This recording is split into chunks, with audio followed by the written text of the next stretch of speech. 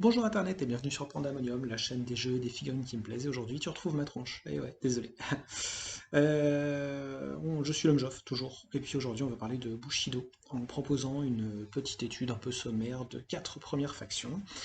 J'ai eu un peu de mal à trouver un angle d'attaque sérieux pour cette série de vidéos, parce qu'il y a beaucoup de possibilités de création de listes. Alors après avoir tergiversé, cherché, retourné, refait mon brouillon 15 fois, j'ai fini par choisir l'option qui me semble la plus simple, la plus correcte, la plus logique.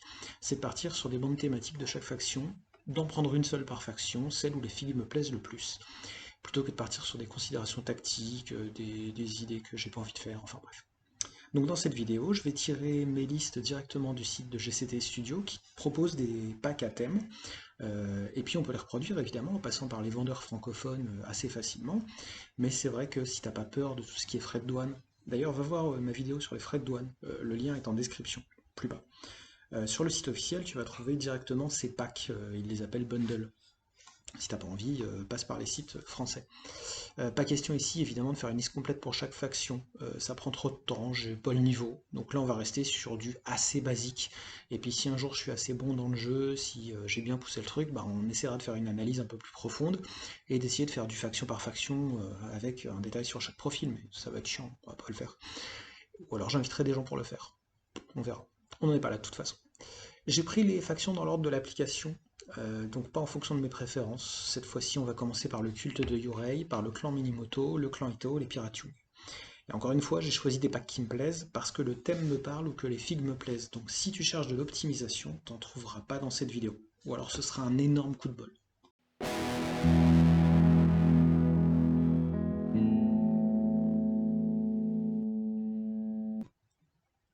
Je vais commencer avec mes petits favoris de cette série de 4 avec la faction du culte de Yurei. Je les ai joués quand le jeu était sorti avec le starter d'origine de la V1 qui avait beaucoup de classe à l'époque parce qu'il tournait autour du marionnettiste, de quelques zombies, d'un spectre habillé en noble japonaise avec son ombrelle, enfin ça rendait super bien. Pour cette vidéo par contre je suis parti du thème Nightmares of Jikoku. Ouais, je parle anglais et japonais, je suis héros Nakamura. On retrouve qui dans cette liste? On a Gengo le boucher, Shichiro l'assassin, le spectre, Waste, le Gaki, Suta Taka, Yu-Gi-Oh avec sa pelle, et puis évidemment les deux gamins Suta et Taka se trimballent avec leurs spectres respectifs. Total 95 riz. Le bonus de liste, c'est que les kami de la bande disposent de la règle éclaireur. Les Burakumin, donc les humains qui ont l'air presque normaux, ils deviennent gardes du corps des yokai. Et les yokai, ce sont les deux enfants bizarres et le Gaki, l'espèce de petit démon. La bande gagne le test tactique du tour 4, et en début de tour 4, deux figurines ennemies ont la règle esprit-1 qui va diminuer leur chance de réussite au test de ki éventuel. Ceux que les deux gamins bizarres peuvent infliger en particulier. Dans cette liste, on va trouver 3 types de profils en gros. On a les Burakumin, les esprits et les enfants sortis des bouquins de Stephen King. Alors les gamins, ils ont un rôle central dans la bande, hein. Ils sont là pour invoquer les deux kami qui les accompagnent, et ils ont besoin d'être au calme pour ça, parce qu'ils ont besoin de ki, et puis il faut qu'ils soient hors des socles adverses, etc. Les Burakumin vont leur garantir ce calme, en théorie, puisqu'ils sont gardes du corps, et à côté de ça, on a le spectre et le gaki qui sont deux menaces directes, l'un parce que c'est une grosse figue impressionnante et brutale, et puis l'autre parce que c'est un infiltrateur vicieux et vorace. Et quand les deux kami sont invoqués, bah, il reste à gérer le scénario, théoriquement en surnombre, hein, puisqu'on a invoqué des figurines en plus, et en plus on a 3 esprits relativement costauds, voire en merde. Alors bon courage pour l'équipe en face. En outre, parmi les Burakumin, les talents sont assez variés. On a Gengo qui va taper assez fort, pour un mec à ce prix-là en tout cas, Shichiro qui est plutôt un bon assassin, et Yu-Gi-Oh qui se bat à coups de pelle, et rien que pour ça, ça fait plaisir. Et en plus, il va gêner un peu le jeu adverse, puisqu'il va pouvoir placer un hôtel maudit sur la table, et gêner la génération de ki adverse. Avec le ki restant, donc les 5 ris qui nous manquent, on peut par exemple virer Gengo, parce que la figue est moche. Et puis à la place, on prend un Nezumi, parce que la figue est cool. Mais c'est un choix assez arbitraire. On peut aussi essayer de mettre plus de gamins maléfiques, peut-être en virant à la fois Gengo et Yu-Gi-Oh! Mais ça veut dire qu'on a moins de figurines sur la table au début, et puis on a moins les compétences de garde du corps, etc. Donc sans changer le pack, moi je partirais plutôt sur un Cursed Onden, un hôtel maudit, qui va voler du ki aux adversaires à proximité pour le donner au kami du rei. On peut aussi ajouter le sifflet de Kimiko qui augmente le ki obtenu par un kami invoqué, et Drain Spirit pour voler encore du ki à un ennemi et assécher sa bande en début de tour. En Yurei, si on n'aime pas trop jouer les enfants monstrueux, on peut choisir une bande avec des zombies dirigés par le marionnettiste, donc l'ancien starter quelque part. Il y a aussi une autre bande pleine de yokai et de burakumin, et une autre liste thématique de monstres qui partagent leurs points de ki. J'ai voulu parler rapidement de ce thème-là plutôt que des autres à cause des figurines. Les deux gamins monstrueux sont vraiment excellents, ils ont une sale gueule, c'est vraiment bien cool. Le spectre, ouais, c'est une figurine superbe qui fait carrément de l'œil même si on joue pas cette faction. Et puis le Gaki, il est bien rigolo, il a un air de vicelard et ça lui va bien. Par contre, j'aime pas trop la figue de Gengo le boucher, mais comme l'autre avec une pelle est quand même beaucoup plus rigolo, bah ça compense un petit peu. Le clan Minimoto, alors c'est la liste que j'ai le plus de mal à faire, parce que dans ce clan, bah, il y a globalement assez peu de profils qui me séduisent au premier coup d'œil, et le style de jeu très martial, tout en violence, en solidité, bah, ça me plaît pas trop. J'ai jamais aimé les nains en fait, ça doit jouer. Donc dans la liste, on va retrouver Minimoto, Kajiya et Nuan, deux forgerons. On a deux Kami de feu, Oshirinko, qui est une sorcière et samouraï en même temps, ouais c'est possible. On a Minimoto Nico et Minimoto Reo, deux samouraïs plus classiques. Tout ça, ça nous amène à 92 ri. Le bonus de liste, c'est que tout le monde gagne durable jusqu'à la première blessure infligée. Donc concrètement, la première blessure ne fait qu'un dégât. Quand un Minimoto meurt en plus, tous les autres ont plus en force jusqu'à la fin du tour. Et une fois par partie, les Minimoto vont assommer leurs adversaires en plus des dégâts jusqu'à la fin du tour. Par contre, la liste ne permet de recruter que des samouraïs et des forgerons. Donc pas d'ours, alors que c'est quand même ce qu'il y a de plus rigolo dans la liste. Alors, globalement, c'est un clan assez simple à appréhender, hein. Ils sont forts, ils sont gros, ils sont résistants, ils aiment se battre seuls contre tous. D'ailleurs, ils ont une compétence dédiée pour gérer le sous-nombre. Ils ont des samouraïs blindés, très forts mais très lents, et leur pouvoir booste leur puissance, en gros. Plus ils ont de pouvoir, plus ils tapent fort. Puis les autres profils sont à l'avenant, hein. De toute façon, même les forgerons et la sorcière sont pas là pour rigoler. Pour tout ça, ils peuvent en plus déclencher un blizzard qui va ralentir toutes les figurines de la table et mettre tout le monde à couvert, ce qui protège leurs samouraïs des tirs adverses. À côté de ça, on a des forgerons qui vont booster les samouraïs et provoquer des dégâts à distance, potentiellement bloquer le jeu adverse. Et puis enfin, la sorcière, qui est quand même vachement plus sorcière que samouraï vu son profil, elle est là pour déclencher des blizzards et ralentir les cibles adverses. Les kamis sont là pour foutre le feu aux figurines adverses, encore une fois, et histoire de provoquer des dégâts bonus, y compris à distance. Et accessoirement, bah, ils se déplacent de 6, contrairement au reste de la bande. Donc si t'as bien compris, sont là ces figurines, tous ces Minimoto, pour encaisser et riposter assez violemment. Par contre, ils risquent de galérer sur les scénarios, notamment parce que le blizzard ralentit tout le monde, eux y compris. Et puis ils vont avoir envie d'utiliser le blizzard pour éviter de se prendre trop de tirs, surtout le premier tir qui ferait qu'un dégât et qui enlèverait bêtement la capacité durable de toute la faction. Dans la faction Minimoto, parmi les thèmes possibles, il y a aussi l'accès à l'armée de Minimoto, qui regroupe un peu tous les profils sauf les ours, qui permettent de déployer les Ashigaru en éclaireur, et qui donne un bonus de force une fois par partie. Et il y a aussi la garnison des damnés, que je trouve un peu plus intéressant, parce qu'elle permet de recruter un peu tout le monde, dont les ours, mais pas les Shugenja, les sorciers et les forgerons. Donc ça permet de presque tout jouer, et puis ça booste légèrement tout le monde, on va dire. Avec les 8 riz qui nous restent dans le pack, ben, on peut avoir du matos, hein, et du bon, parce que 8 riz ça fait beaucoup.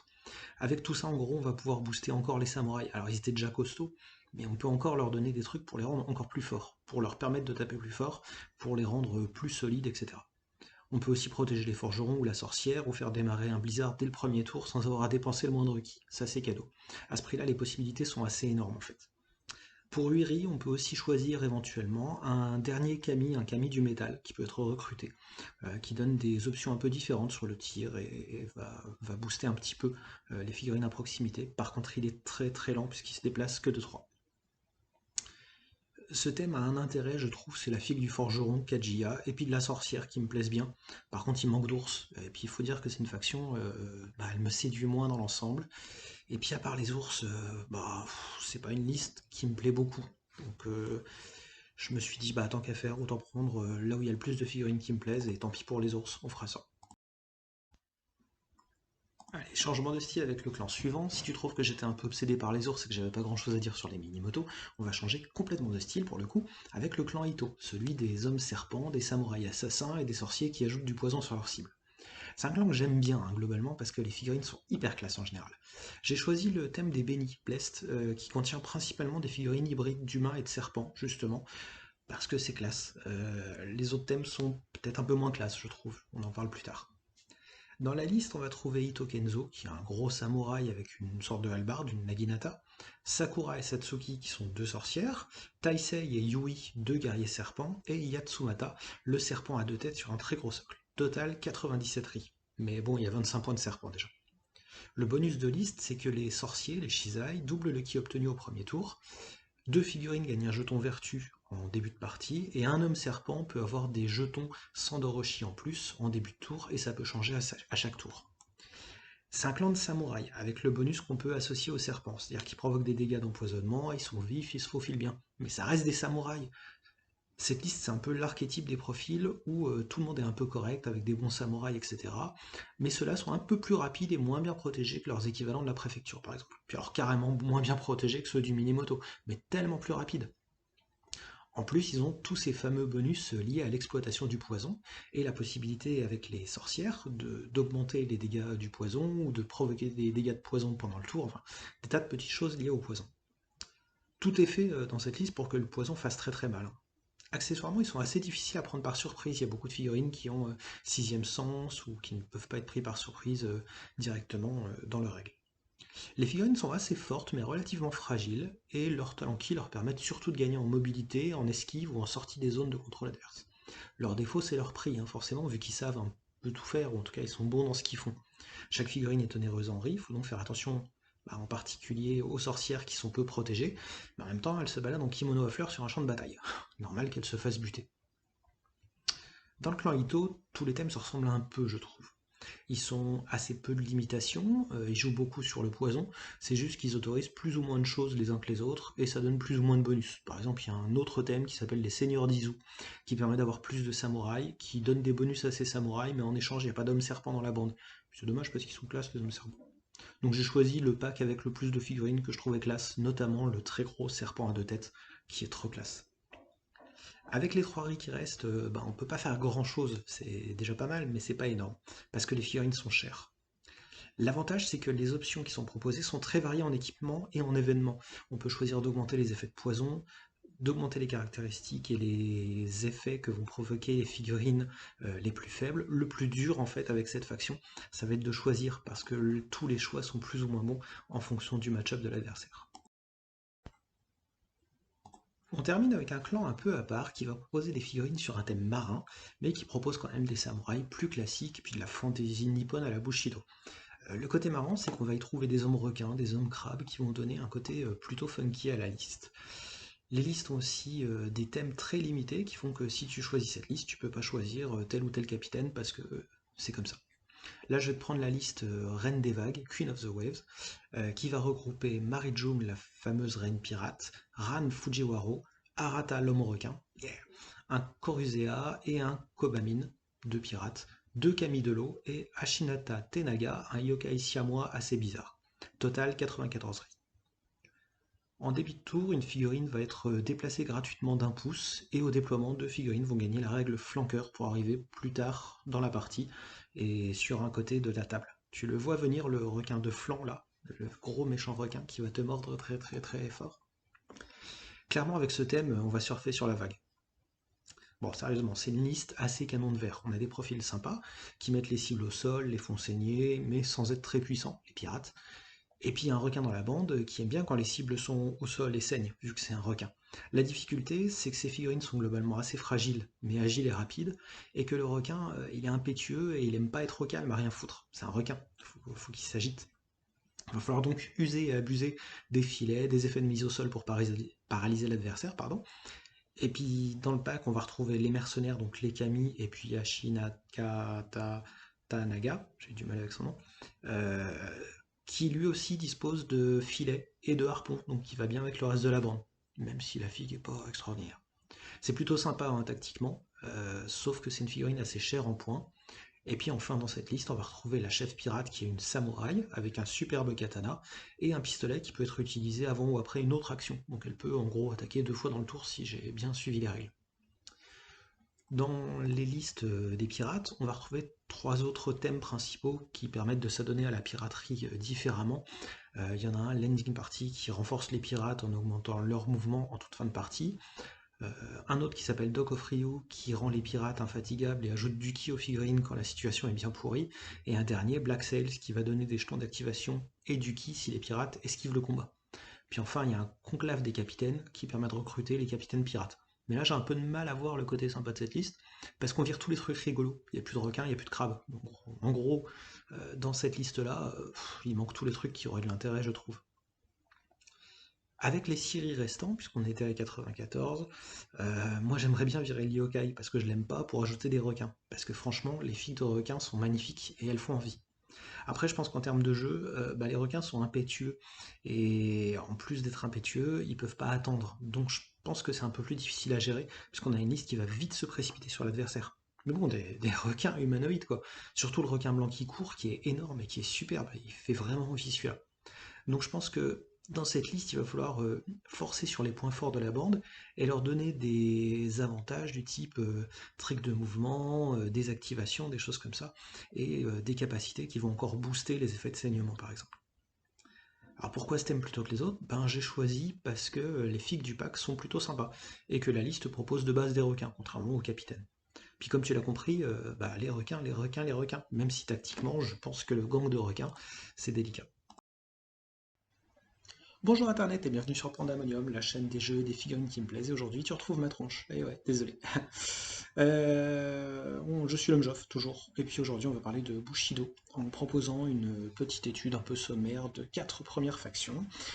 J'ai eu un peu de mal à trouver un angle d'attaque sérieux pour cette série de vidéos parce qu'il y a beaucoup de possibilités de création de listes. Alors après avoir tergiversé, cherché, retourné, refait mon brouillon 15 fois, j'ai fini par choisir l'option qui me semble la plus simple, la plus correcte, la plus logique.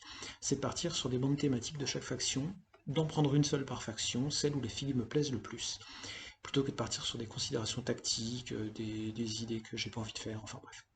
Donc dans cette vidéo, je vais tirer mes listes directement du site de GCT Studio qui propose des packs à thème, et puis on peut les reproduire évidemment en passant par les vendeurs francophones assez facilement, mais c'est vrai que si t'as pas peur de tout ce qui est frais de douane, d'ailleurs va voir ma vidéo sur les frais de douane, le lien est en description, plus bas. Sur le site officiel, tu vas trouver directement ces packs, ils les appellent bundle. Si t'as pas envie, passe par les sites français. Pas question ici évidemment de faire une liste complète pour chaque faction, ça prend trop de temps, j'ai pas le niveau, donc là on va rester sur du assez basique, et puis si un jour je suis assez bon dans le jeu, si j'ai bien poussé le truc, bah, on essaiera de faire une analyse un peu plus profonde, et d'essayer de faire du faction par faction, avec un détail sur chaque profil, mais ça va être chiant, on va pas le faire.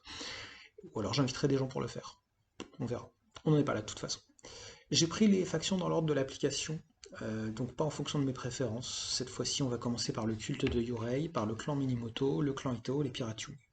Et encore une fois, j'ai choisi des packs qui me plaisent parce que le thème me parle ou que les figues me plaisent. Donc si tu cherches de l'optimisation, t'en trouveras pas dans cette vidéo. Ou alors ce sera un énorme coup de bol.